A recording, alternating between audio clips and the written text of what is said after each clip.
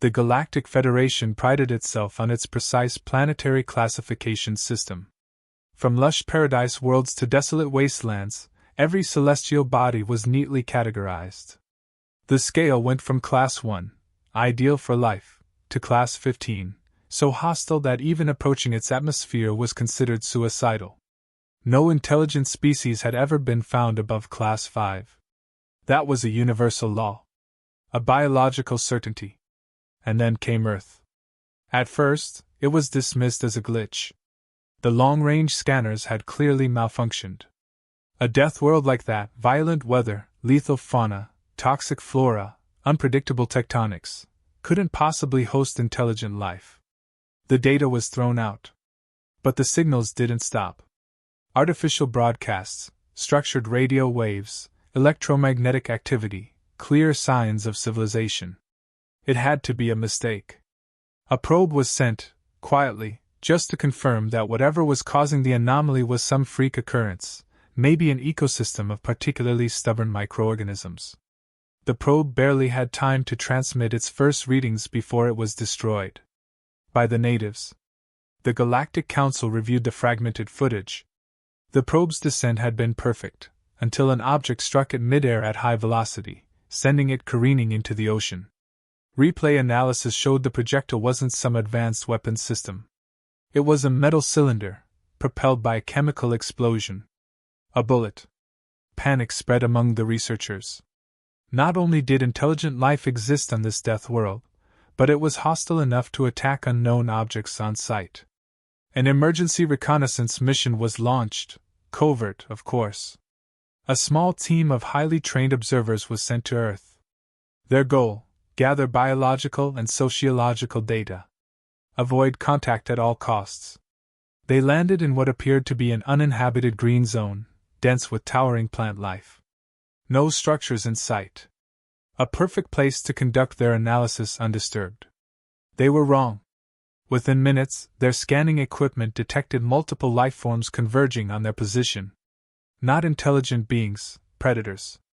One of them, a creature later identified as a jaguar, dropped from the trees without warning, razor-sharp claws slicing through reinforced biosuits. The team barely repelled the ambush before another threat emerged, a slithering entity, fangs dripping with flesh-melting venom. Their medic was bitten. He lasted 30 seconds. The survivors activated emergency extraction. But before they could reach their shuttle, they saw them. The natives. Not hiding, not fleeing. They were walking, unprotected, exposed, completely at ease. One of them casually shoved the jaguar away. Another picked up the venomous serpent with their bare hands and laughed. The team collapsed in horror as the humans strolled through the death world's dangers as if they were nothing more than minor inconveniences. They returned to the fleet in silence, their footage playing before the Federation's top scientists. The room remained deathly quiet as they watched humans leaping from cliffs into turbulent waters, by choice. Running toward raging infernos, to save others. Throwing themselves into combat sports, happily beating each other senseless. Consuming substances classified as biohazards, for entertainment. Then came the medical reports. Humans healed absurdly fast. Their bones, when broken, repaired themselves within weeks. Their bodies adapted to toxins through controlled exposure. Their immune systems were so aggressive that human blood itself could eradicate certain alien infections. One scientist fainted when she read that humans deliberately inject themselves with weakened diseases to grow stronger. They weaponize sickness? Someone whispered. And then there was their psychology. Every sapient species in the known galaxy had an instinctual aversion to danger. Survival was paramount. Avoiding risk was the core of intelligence itself. Humans were different. They sought danger. Not just for survival, but for fun. They climbed frozen mountains with thin air and little protection, for no reason other than because it's there. They dove into pitch-black ocean depths, knowing they could die. They willingly flung themselves into the vacuum of space. The room fell into chaos. A Federation general, having watched war footage of humans turning entire battlefields into personal challenges, dropped his datapad. His voice shook. These creatures have been at war with themselves for their entire history. The realization dawned on them all. Humans had evolved on a world designed to kill them. And instead of succumbing, they had mastered it. They weren't just survivors. They were apex predators of their entire planet. And now, they were heading for the stars. The Galactic Council was in crisis. The discovery of intelligent life on Earth had shattered everything they thought they knew about survival, evolution, and sanity. The footage alone was enough to make seasoned scientists reconsider their careers. The reports on human biology? Unbelievable. The psychological assessments? Terrifying. It was no longer a question of whether humans were a threat. It was a question of how much time they had before that threat reached them. Their bodies were built for endurance. Unlike most species, humans could pursue prey for days without stopping. Heat exhaustion, starvation, and dehydration, these were problems for other creatures. Humans adapted. They endured. They chased down faster animals, not with speed, but with persistence. Their very existence defied logic. They could consume almost anything. Where most species had specific dietary needs, humans had options. Meat, plants, fungi, even substances that should have been lethal. They took toxic plants, processed them, and made them edible. They discovered dangerous substances and turned them into delicacies. The database listed something called spicy food, which triggered pain receptors in the mouth. Humans enjoyed it.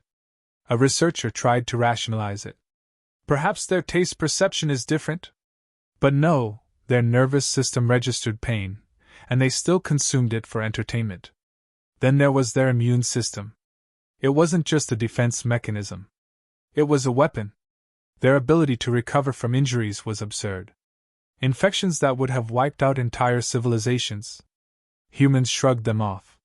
Some of their wounds healed faster if they were broken and reset manually. Even when injured, even when sick, humans kept going. If their bodies failed, they used technology. Prosthetics, artificial organs. If something stopped working, they simply replaced it. They refused to accept weakness. It wasn't just their biology. Their psychology was worse. Most sentient species had an innate fear of death, avoiding danger whenever possible. Humans, on the other hand, sought it out. They called it adventure, sports, challenges. They ran toward explosions, flung themselves from moving vehicles, fought each other for sport, and called it entertainment. The Federation's top analysts reviewed centuries of human history, desperately searching for an explanation. There was none. Every recorded civilization had one thing in common: conflict. They warred with each other constantly, over resources, over ideology, over nothing at all. Other species evolved through cooperation, through unity. Humans evolved through struggle. Wars, diseases, natural disasters. Earth threw every possible catastrophe at them, and they survived. No, they thrived. The meeting room was silent. Then came the question no one wanted to ask. If humans could survive Earth, what happens when they leave it? They weren't supposed to. Class 15 death worlds weren't meant to produce space-faring civilizations. But humans had already started. The Federation intercepted transmissions. They were preparing for interstellar travel. They had already reached their moon. They were building machines to go further. It was only a matter of time. One faction believed they had to act immediately. A preemptive strike. Eliminate the species before they could spread. A full-scale planetary bombardment. But the military division reviewed human war records and refused. Humanity's entire history was proof that they adapted to war. They didn't just fight, they innovated under pressure. They turned battles into laboratories, losses into experience, and every war, no matter how devastating, only made them stronger. No, war was suicide. Even if they won, the cost would be catastrophic. Another faction suggested isolation. Lock the system down. Declare it a restricted zone. Hope that humans never found out about the rest of the galaxy. But they would. It wasn't a matter of if. It was when. That left one option: surrender. The vote was split. The idea of surrendering to a species that hadn't even left its own system was unthinkable. But the alternative, war, was worse. The analysts projected every possible outcome. No scenario ended well. Even if the Federation wiped out Earth, the cost in resources and lives would cripple them for generations. And if they failed, if even a few humans survived, the consequences were unimaginable. The most terrifying reports didn't come from military experts but from cultural analysts. Humans had stories, myths, legends. Across every civilization, in every era, their greatest heroes weren't the strongest or the smartest. They were the ones who faced impossible odds, suffered, endured, and came back stronger. Humans embraced hardship. They didn't fear destruction. They expected it, and they prepared for it. They had a concept no other species fully grasped. Underdog. The idea that weakness wasn't permanent. That defeat was just another step toward victory. The greatest human figures weren't the ones who started strong. They were the ones who started weak and refused to stay that way. And the most chilling part? Humans admired those who fought against overwhelming forces. If they were attacked, if they were backed into a corner, they wouldn't just fight. They would see themselves as the heroes of their own story. And they would never stop. The council leader looked at the assembled representatives. No one spoke. They all understood. Humans weren't a threat because of their numbers or their weapons. They were a threat because they would never accept defeat.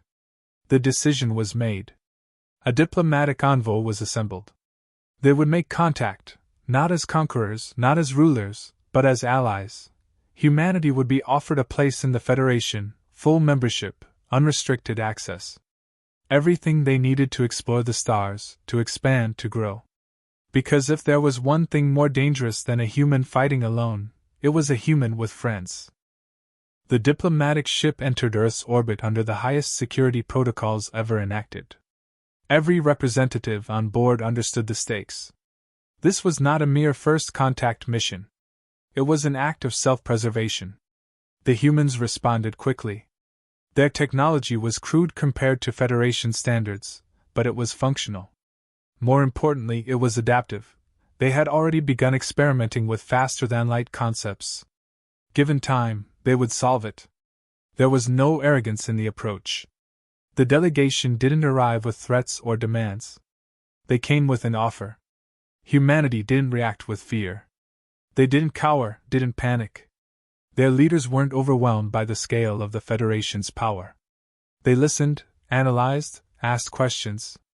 There was skepticism, of course. Humanity was used to deception, to hidden motives. They had fought too many wars, survived too many betrayals to trust blindly. But they weren't fools.